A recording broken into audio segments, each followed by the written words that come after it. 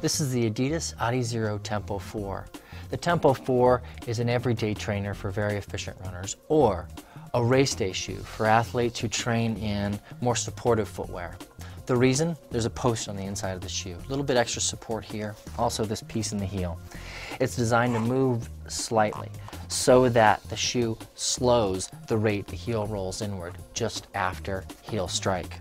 On the upper, pretty basic and minimal, not a lot of stuff here you don't need. Nice arch wrap uses the Adidas stripes to help lock the shoe around the foot.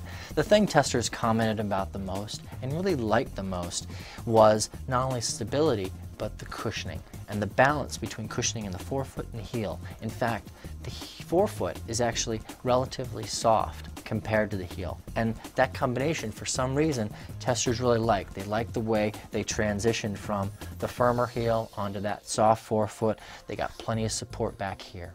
It's a good trainer for efficient runners, and again, a race day shoe for runners who need just a little bit of extra support but want a go fast day shoe. The Tempo 4 retails for $100.